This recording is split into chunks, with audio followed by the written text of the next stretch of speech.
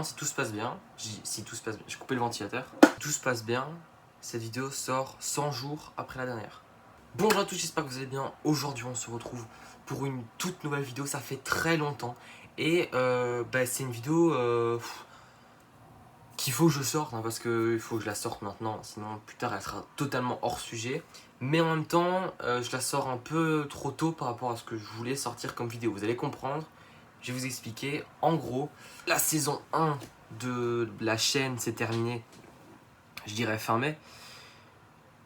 Et cette saison 2, que je prépare depuis maintenant plus d'un mois, avec toutes les vidéos, tous les projets, ça arrive fin août, début septembre. Il y a encore des voitures qui vont passer, hein. Vous allez entendre des bruits de voitures, mais il fait un peu chaud quand même. Enfin, pensez à moi un peu. Du coup, vous inquiétez pas, les grosses vidéos arrivent. La saison 2 arrive. D'ailleurs, je pense que vous avez remarqué que maintenant la chaîne a un nouveau logo, etc., une nouvelle bannière. Et aujourd'hui, on va parler de Marvel, parce que on n'en parle jamais trop. On n'en parle jamais assez. On en parle... Bref, on va en parler. Vous allez me dire, mais qu'est-ce qu'il y a à dire sur Marvel? Beaucoup trop de trucs. J'ai la série Loki. J'ai fait aucune vidéo dessus. Mais c'est la meilleure série Marvel qui soit sortie. Je pense que vous pouvez aller la voir sans gros soucis. Il faut juste avoir vu Avengers Endgame, comprendre 2-3 histoires, tchic tchac tchac. Et surtout kiffer. Surtout kiffer parce que la série Loki, en fait, c'est le début de la suite de l'univers Marvel. Donc ça veut dire que si vous ne voyez pas Loki, vous ne comprendrez foutu rien à tous les prochains films, toutes les prochaines séries, rien du tout. Donc regardez Loki, enjoy Loki, live Loki. Voilà, c'est tout ce que j'ai à dire. Mais ce dont j'ai envie de parler maintenant, c'est quelque chose que j'attendais depuis pas mal de temps, depuis le temps que ça a été annoncé en fait. Je pense que c'est le projet que j'attendais le plus cette année en dehors des séries Marvel, parce que les films, cette année-ci m'intéresse pas trop, à part Spider-Man en fin d'année, mais bon, c'est pas tout à fait Marvel. Ok, c'est un petit peu Marvel, mais ça, t'as compris. Et du coup, ce projet, c'est What If. C'est la première série animée, c'est le tout premier projet animé Marvel Studios, inclus dans le MCU. Donc ça veut dire que c'est un projet qui est compté comme un film ou une série. J'adore, je vous dis clairement avant de commencer à parler de tout ça, je surkiffe. Bref, qu'est-ce qu'il y a à dire sur What If? Déjà, beaucoup trop de trucs alors qu'il n'y a qu'un seul épisode qui est sorti.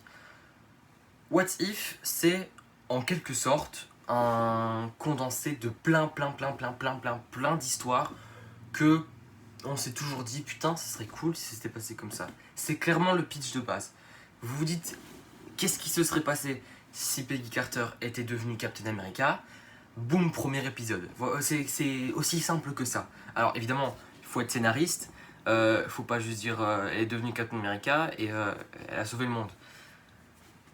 C'est un peu simple. Là, c'est beaucoup plus détaillé. Il y a quand même de la consistance. Un épisode de 30 minutes. Et quand je dis 30 minutes, c'est pas 20 minutes et 10 minutes de générique comme le faisaient certaines séries comme WandaVision par exemple. Mais là, on est vraiment sur quelque chose de très cool.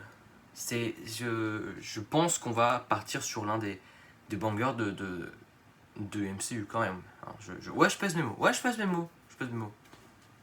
J'ai pas de balance, mais... Plus sérieusement, franchement, je pense que si ça devait continuer dans la même veine, et ça va continuer dans la même veine parce que je sais que les prochains épisodes seront encore mieux, ça va vraiment être très sympa. Maintenant, j'ai parlé du premier épisode qui est dédié à Peggy Carter justement. Dans cet épisode, en fait, Steve Rogers était censé devenir Captain America jusqu'au dernier moment où en gros, Peggy Carter l'est devenue parce que le plan d'Hydra a fonctionné différemment, a mal fonctionné. Du coup, c'est la seule qui était capable de devenir Captain America. Cependant, Steve Rogers n'est pas laissé sur le côté puisqu'il devient, j'ai pris des petites notes, Hydra Smasher, donc ça veut dire l'écraseur d'Hydra, clairement. Donc, dans une armure de métal, de fer, je sais pas vraiment ce que c'est, ouais, un truc assez balèze, construit avec l'énergie du Tesseract, donc ça c'est puissant quand même. Je me suis dit tiens, je pense que Howard Stark ne mesure pas ce qu'il a entre ses mains, mais ensuite l'histoire est complètement différente, même si au départ ça ressemble un petit peu avec Hydra qui veut faire tomber le Troisième Reich, et ensuite Peggy qui bat qui va sauver les potes à Steve.